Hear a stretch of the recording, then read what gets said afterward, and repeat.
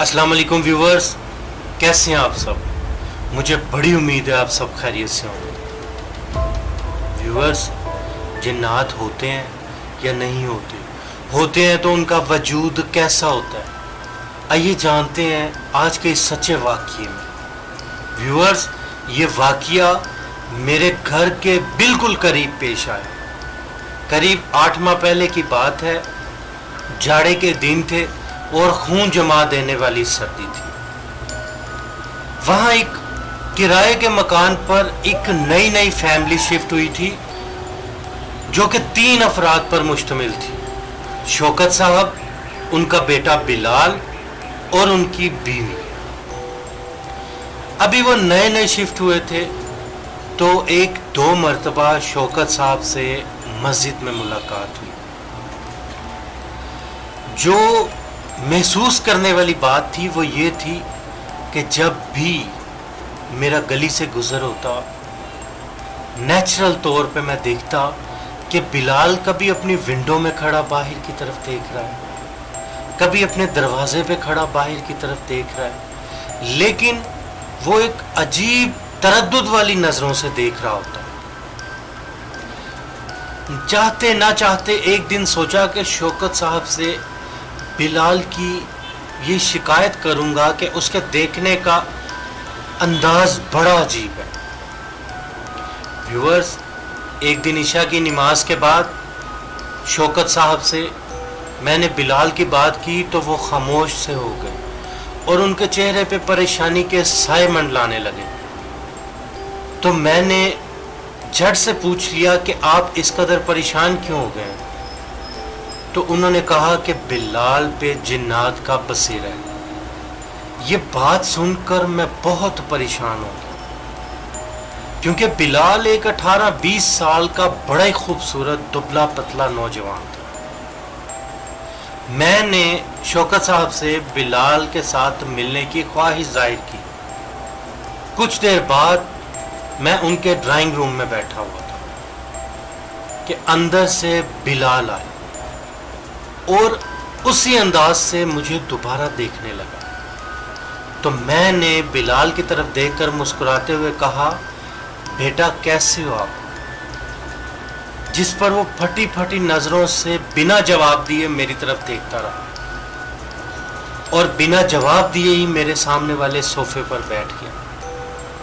मैंने दोबारा गुफ्तगू का आगाज करते हुए पूछा, बिलाल आप क्या करते हो बेटा।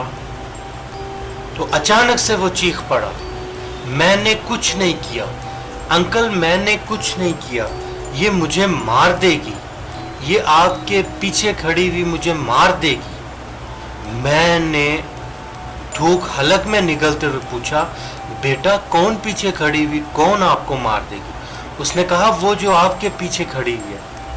मैंने बड़ी घबराहट के साथ पीछे की तरफ देखा तो पीछे किताबों वाली अलमारी के अलावा कुछ भी नहीं था। तो मैंने कहा, बेटा वहां तो कुछ भी नहीं है। उसने कहा, अंकल वो वहीं पे ही खड़ी हुई है, ये मुझे मार देगी।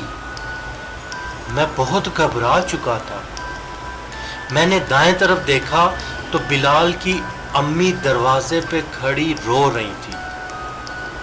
तो मुझसे कहने लगी, भाई ये ऐसे ही अब करता रहता है। तो मैंने पूछा कि बाजी ये मामलात इसके साथ कब से चल रहे हैं। तो उसकी अम्मी ने आंसू पोंछते हुए कहा, भाई इससे पहले जो घर शिफ्ट किया था वहां पे एक जामुन का दरख्त था, तो परिंदों के पानी और दाने के लिए बिलाल ने वहां कनालियां लगाने के लिए उस दरख्त में कील ठोके थे। तब से बिलाल की हालत गैर हो चुकी हुई है। मैं ये बात सुनकर परेशान हो चुका था। तो मैंने उनको पूछा कि आपने किसी आमिल को नहीं दिखाया। तो उन्होंने कहा कि बहुत से आमिलों को दिखाया लेकिन कोई फर्क नहीं पड़ रहा। बिलाल की हालत दिन ब दिन बद से बदतर होती जा रही है। तो मैंने उनसे कहा कि मैं भी एक दरवेश को जानता हूँ, आप वक्त निकाल कर मेरे साथ चलिएगा। ये कहकर कुछ देर गुफ्तगू के बाद मैं वहां से उठा और अपने घर की तरफ चल पड़ा। کچھ دیر بعد میں اپنے بستر پر لیٹ گیا اور بلال کے بارے میں مسلسل سوچتا رہا، جانے کب نیند نے گھیر لیا۔ مگر اس کے بعد صبح ایک انتہائی منحوس اعلان سے میری آنکھ کھلی۔ اس اعلان میں سنا کہ محمد بلال جو کہ قضاء الہی سے انتقال کر گیا ہے، وہ اپنے بستر پر مردہ حالت میں پایا گیا۔ میں یہ بات سن کر بہت پریشان ہو گیا۔ میں جھٹ سے شوکت صاحب کے پاس گیا۔ افسوس کرنے کے بعد وجہ معلوم کی تو پتہ چلا کہ بلال واقعی اپنے بستر پر مردہ حالت میں پایا گیا تھا، اور جب بلال کو ڈاکٹرز کے پاس ہاسپٹل لے کر گئے تو پتہ چلا کہ بلال کے موت کی وجہ اس کے دل کے پھٹ جانے کی بنی۔